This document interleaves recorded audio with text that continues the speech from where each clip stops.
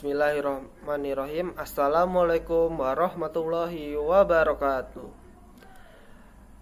Alhamdulillahirrabbilalamin. Wabihi nasta'inu ala umirid dunya wa adin wa ala alihi wa sahbihi ajma'in. Amma ba'du. Pertama-tama, marilah kita panjatkan puji dan syukur kepada Allah Subhanahu wa taala yang masih memberi kita nikmat yang banyak, sehingga dengan nikmat-nikmat itu kita masih bisa melaksanakan perintahnya dengan baik. Salawat serta salam semoga telah selalu tercurah melimpah kepada junjungan kita, yakni Nabi Muhammad SAW, yang dengan perjuangannya dan para sahabatnya kita bisa merasakan manisnya iman dan indahnya Islam. Tidak lupa kepada keluarganya, para sahabatnya, dan juga para pengikutnya hingga akhir zaman kelak. Amin ya rabbal alamin. Hadirin yang dirahmati oleh Allah, pada kesempatan berbahagia ini saya akan menyampaikan kultum tentang ikhlas. Mungkin semua orang telah tahu apa yang namanya ikhlas. Sering orang mengartikan ikhlas dengan melakukan sesuatu tanpa imbalan apa-apa. Dalam agama Islam, ikhlas adalah melakukan sesuatu karena Allah Subhanahu wa taala.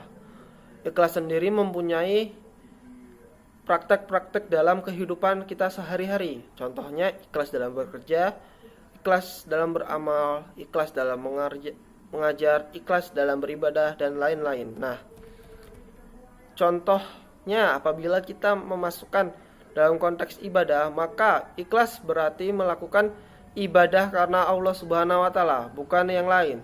Bukan karena ingin dipuji, bukan karena ingin terlihat soleh, tapi benar-benar semata-mata hanya karena Allah.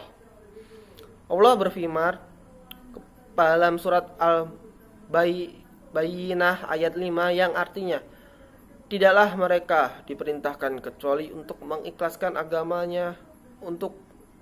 untuknya. Ayat di atas menerangkan pada kita tentang berlakunya ikhlas dalam beragama. Agama apabila tidak dilandasi dengan ikhlas dan kejujuran akan runyam dan seolah tak berbekas.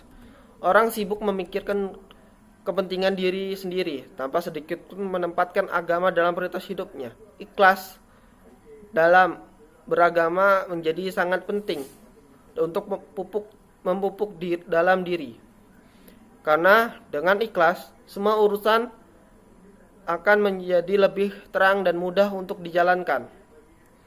Ikhlas juga menjadi penting untuk dipraktikkan, karena setiap amalan yang kita lakukan tidak sah di mata Allah apabila tidak tanpanya.